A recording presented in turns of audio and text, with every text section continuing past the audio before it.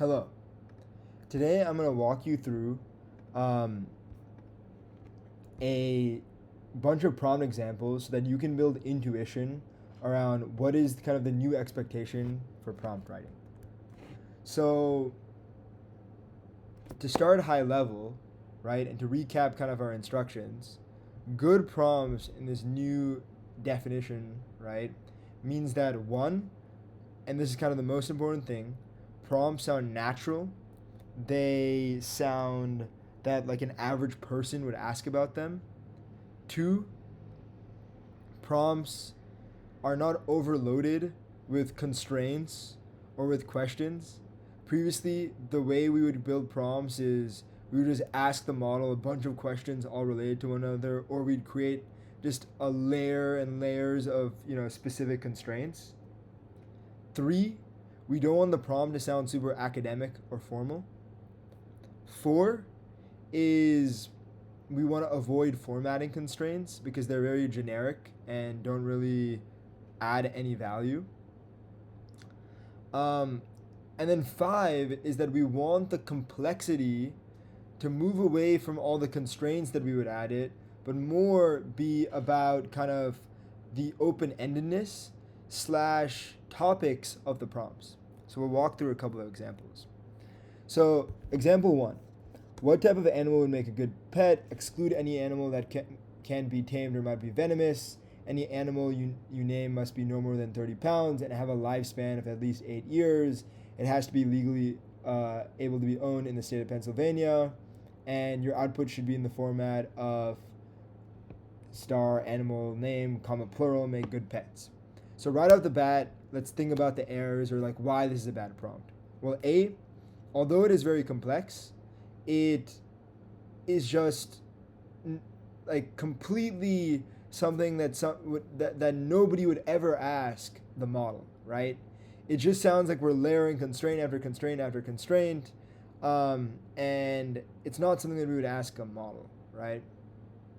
Um, so it's just extremely unnatural, and it just is filled with a bunch of just constraints. That's what we call as constraint loading. And then lastly, it wants us to put it in some specific format, and again, it's very generic and it's not really a great constraint to ever use. So if we want to reframe it in our new definition of prompt writing, right? I have a small apartment with a young kid and a 9-year-old daughter. What's a good choice for a second pet? So this is a really good prompt because it allows the model to be to really think about kind of what is the user's intent here.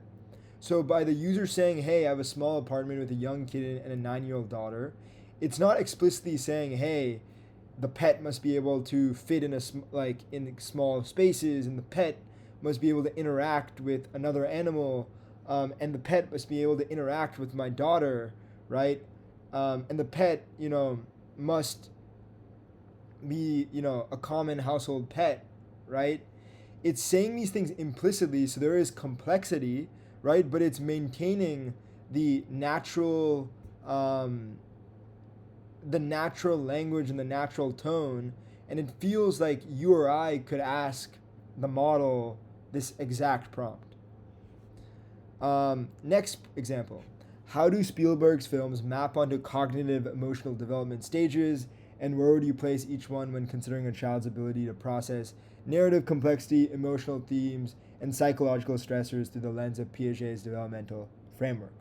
So right off the bat, you know, although this is a very complex prompt, this just sounds way too academic. It's something that, my English teacher would ask me to write an essay about. This this is not kind of what the average Joe or the average person, would ask a large language model. This seems way out of scope. So a better way to rephrase this would be to, I would say, bring it back to the realm of the average person, right? And while still maintaining the complexity. So a rephrase could be, which of Steven Spielberg's movies are appropriate for young audiences, like children younger than 18, and which are, more attuned, applicable for kind of adult and mature audiences. So right off the bat, although this seems very natural. It, seems like something that you or I would ask the model. It still maintains complexity because it is kind of forcing the model to understand, like, and relate each of Spielberg's films to their maturity content in a way. Example 3. My wife was diagnosed with diabetes, so I want to prepare a healthier breakfast. And then I won't go read through it all, but it's basically asking to come up with a bunch of breakfast menu items and lunch menu items with a bunch of constraints. So, right off the bat, this seems very, very contrived. I'm just going to quote one line. I would like to limit the calories to less than 600 calories and include at least 3 kinds of fresh vegetables. Like, to me, that seems like, why is it 3? Why is it less than 600 calories? It just seems like we're layering constraints on top of constraints on top of constraints and questions on top of questions. And it makes the actual feasibility of this prompt, like, very unnatural and not something that you or I would ever ask. Not somebody that anybody with a wife who has diabetes would ever ask. It seems like this is a very minority thing. Like, 1 out of a million people may ask this, right? And that's not what we want to train and help these models out with, right? We want to cater it to the broader audience. So a better version of this would be, give me 5 different breakfast recipes for someone with diabetes that are easy to make, e.g. no more than 20 minutes, right? So this makes it a lot more simpler. It makes it a lot more natural, but it still forces the model to contend with some implicit constraints around the number of recipes, the fact that it's a breakfast recipe, the fact that it's relating to a person who has diabetes and it needs to be kind of easy to make, right? So we're getting a lot of complexity in the depth of the response, but we're not being explicit about listing out all the constraints one after another. It kind of flows naturally in this case. Example 4. The Amazon rainforest is the largest rainforest on the planet and preserves the greatest biodiversity globally. It also has implications for climate regulation. From a global perspective, determine the implications of deforestation in the Amazon. How will this impact climate change if current trends are not reversed? Express this in a 40-word essay. Keep the language formal, and for each statement, provide a concrete example about the area of the planet directly affected. Whew, that was a wordful. So again, this sounds super academic. It has constraints relating to formatting, things we want to avoid. A better rephrase of this is, tell me about the Amazon rainforest deforestation and the repercussions it has for the locals. If it keeps happening, how will it impact the climate change globally?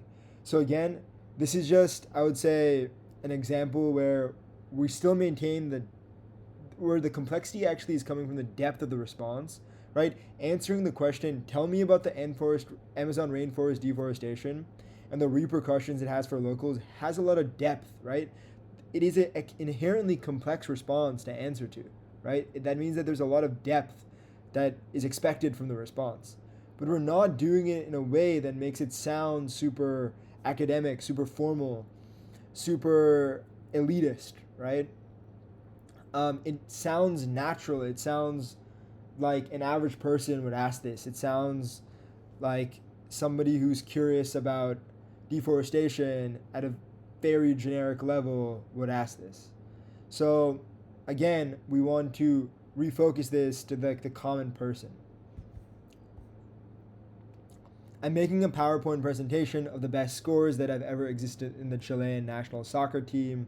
For this reason, I would like to make a list of the 10 all-time scores of the Chilean national soccer team. Each player will have his space in the presentation. Therefore, each player will have a slide with his name as a title, in which I ask you to indicate his position on the field, goals scored, matches played, goal average for the Chilean national soccer team. Then let's actually jump to the revised prompt, which is, help me create a summary of the top 10 scores of all time in the Chilean national team. Include the names and what's the number of goals. I'll use it in the PowerPoint to order it from low to max score. So honestly, like, they're saying very similar things, but I like the revised version a lot more because it does not sound super contrived. It sounds very natural. I think you guys are hearing me say natural every time, but that's really what the client wants in this case. Don't want these contrived prompts. They don't want these academic or overly formal prompts. They don't want these prompts that have just like a bunch of constraints or questions layered on top of them. They want stuff that the average person is going to ask because that's what's going to train their model the best. So let's go through a couple more examples, and then I'll let you guys go. So we'll have share this all with you, so don't worry about it. But let's go through this one. I have a small balcony and want to grow some plants, but I don't have much gardening experience. What are some beginner-friendly options? So again, although we're not explicitly stating constraints, by providing the context of who you are as a user, you give them, you kind of force the model to grapple with your own intent and constraints. So that's where the complexity comes from in this case, right? The model has to contend with, okay, you have limited space, right? You are a beginner for gardening, and you want things that are kind of probably easy to grow, right? That's what is meant by beginner-friendly options. So in other words, like a way to think about it is that you're conveying constraints without explicitly conveying constraints, right? The small balcony conveys the constraint of limited space. Don't have much gardening experience conveys that, hey, you might need plants that are easy to grow. Let's go through a couple more examples. I just got a job at the PSA marketing firm and I want to learn more about successful campaigns in the field. Who are some marketing firms who've won Anthem Awards since 2017?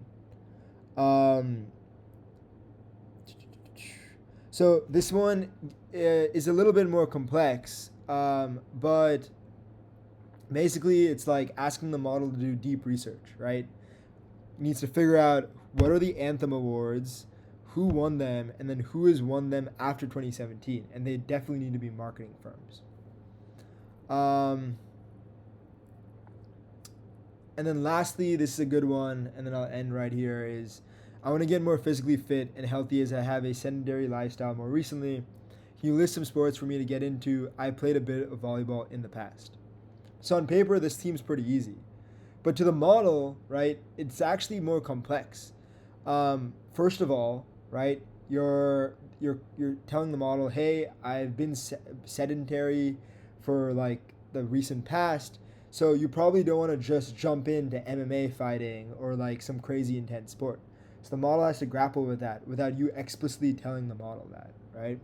The second is that it's saying that, hey, I played a bit of volleyball in the past. So the model has to grapple with that fact and that context, right? And so that changes the user intent for the model. So maybe, implicitly you're telling the model, hey, you like team-based sports. Or maybe you're just telling the model, hey, I want to play volleyball. Or maybe you're telling the model, hey, you like to use, your hands and you're more of a hand-based person instead of a foot-based person when it comes to sports.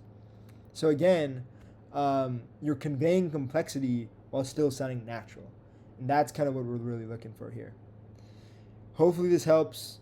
We have a lot of content, so please go through that. Thank you.